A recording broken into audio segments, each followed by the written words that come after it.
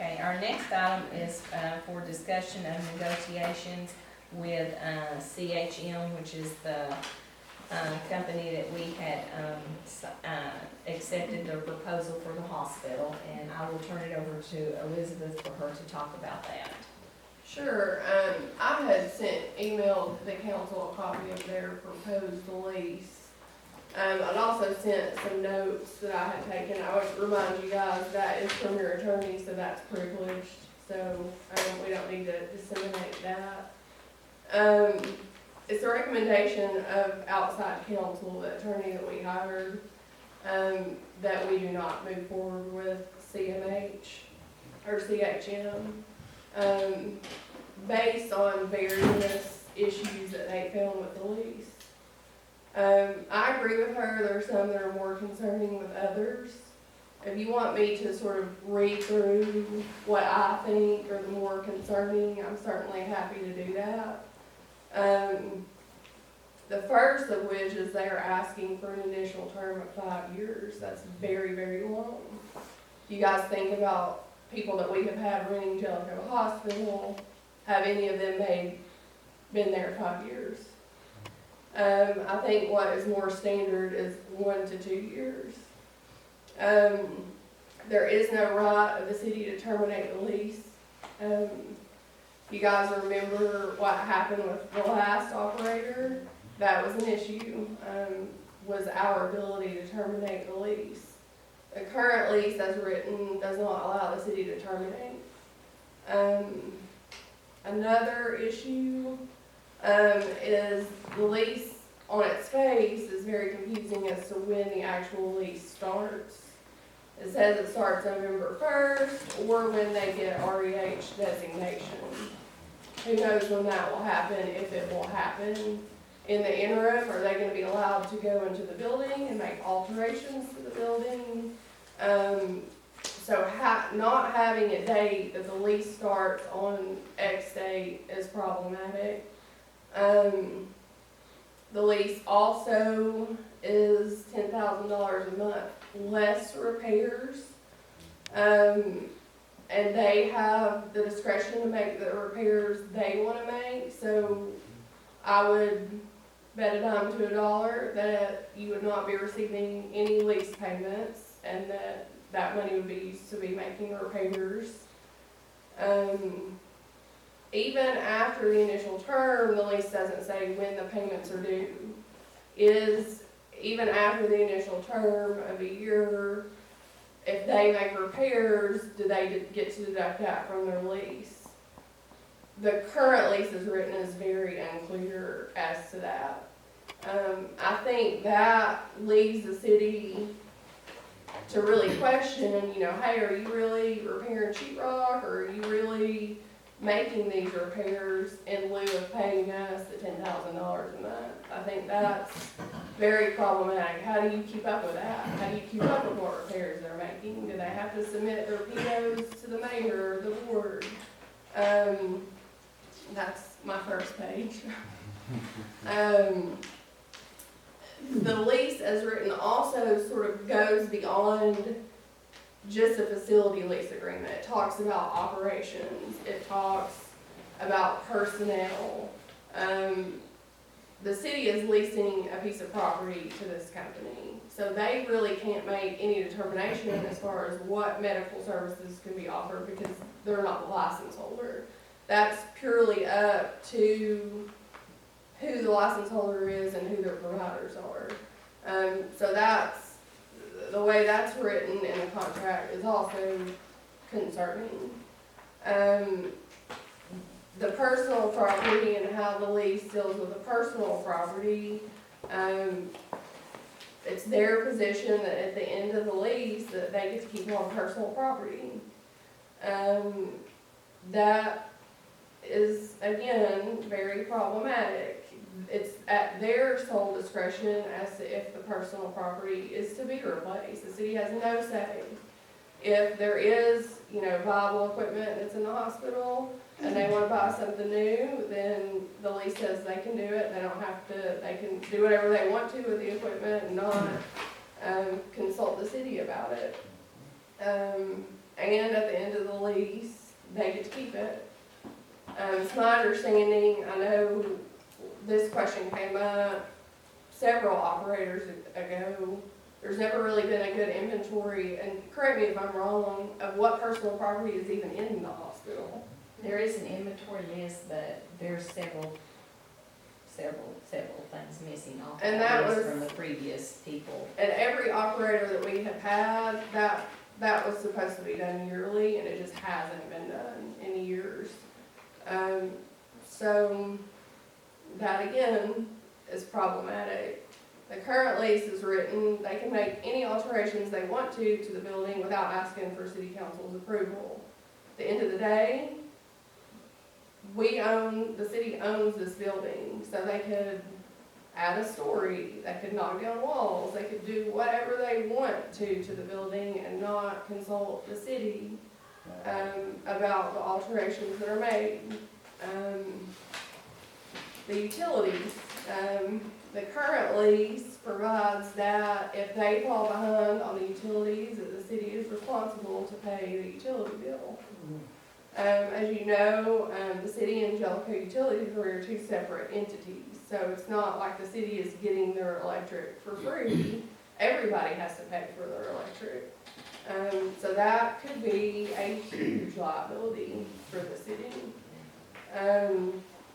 Again, and this is from recent history, they can assign the agreement to anyone they want to without the city's approval. That is exactly what happened with the operator that we tried to bring in. That is, again, very concerning. And really, I think sort of it's a ruse about the paying of the rent. It appears to be written as if anything they spend money on maintaining in the building, that's to be deducted from the rent. So, and there's other things, those are sort of the most glaring things that to me are problematic. Ms. Curry's recommendation was to not even counter with a counter. I'm passing along what her recommendation is. I agree with her on a lot of her notes. This is very one-sided, and it's her opinion and mine, that this will not be in the best interest of Jellico or the taxpayers to enter the lease as written. There's about three more things that throws up some red flags. Yeah, I go don't know. ahead. I mean, I've got 3 The pages. fire insurance, it's my understanding that if Yes. it catches on fire, they're not gonna use the money to fix the. They can take money Take the money and and leave. go And and leave do that, whatever. They have to have it, but they do not have to use it Yeah. So to it fix the usually building. That's- fix the bill. They can use it for whatever they That would was in choose. Yeah. the email that you Yes. sent us. And Which that- is I read that. And they want us to give them a certain time before we're allowed to go in and do 5 any days. inspection. Yes, a 5-day notice Yeah. before we can go in and do an inspection of the building. Then the sale, if we decide to sell it, we gotta offer it to them first at the value, is at the value At the of when it going- started? At the going Well- value.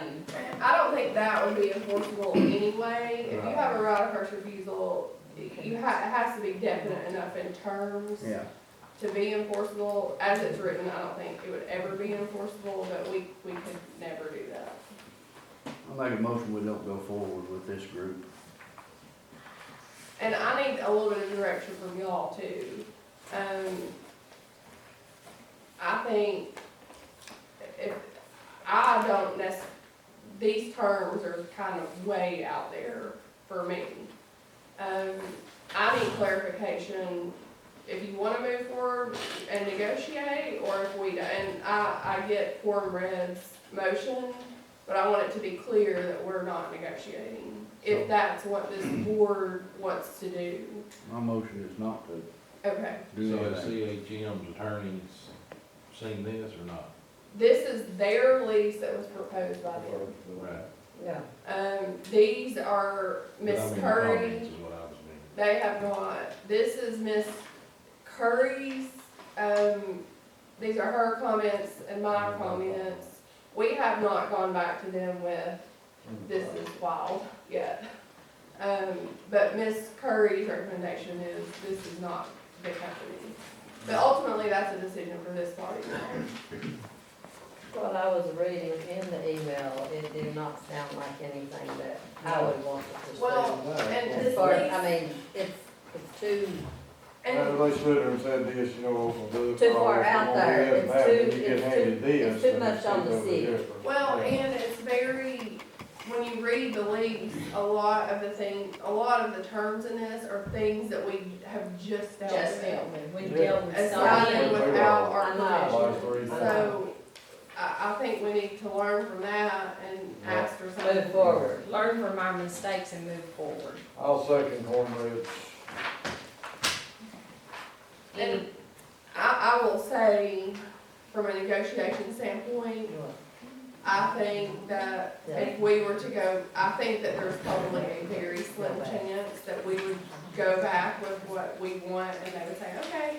Yeah. I mean, we're just so far apart that I don't think that we would ever come to terms that are mutually agreeable, So this motion and second is not to move forward, period. period.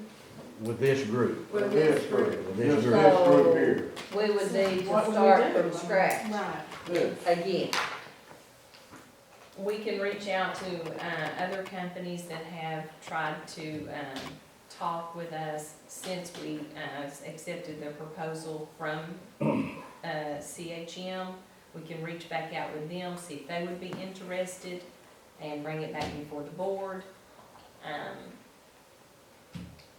Do we have, who do we have, I mean, do we have people interested or? Phoenix Healthcare is still actually interested. I don't know if they're a good option, in my opinion either, you know, but.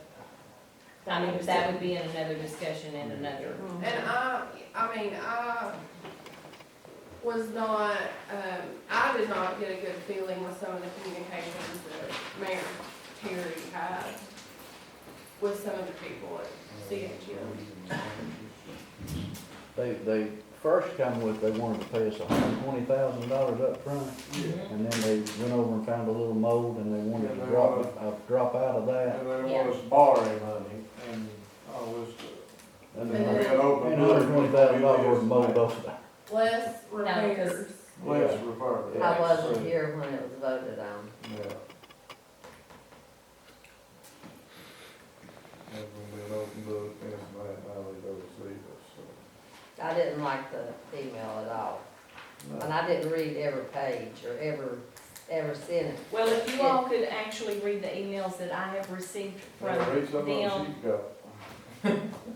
You they are really not see- very nice. You'll really see that. And that's all I'm gonna say. Okay, so the motion is to not move forward. With that group. With this group here. Oh, And I will say, from this body, I understand how much pressure you guys are under to get a hospital in Jellico. Pass Daily. And I understand that, but it's my recommendation that we not make the same mistakes over and over and over. that we have in the past and get the right operator here.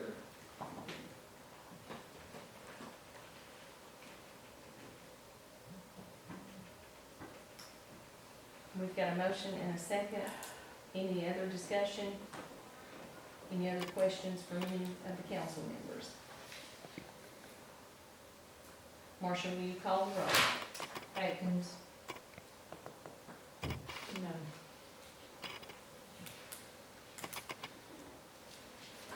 Martin, No. Bowman, Yes. Creekmore,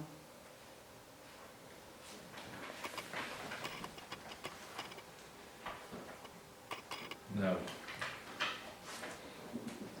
Davenport, Yes. Mitten, Yes. yes.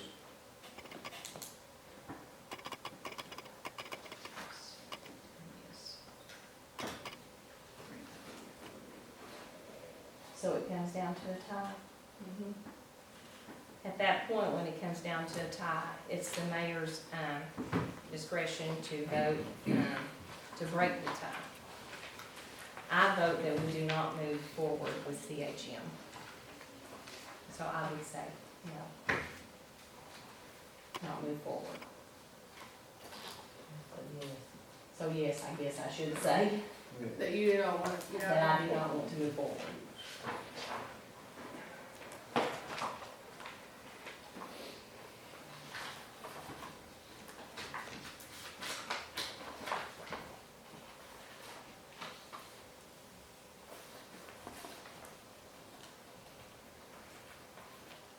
Our next item is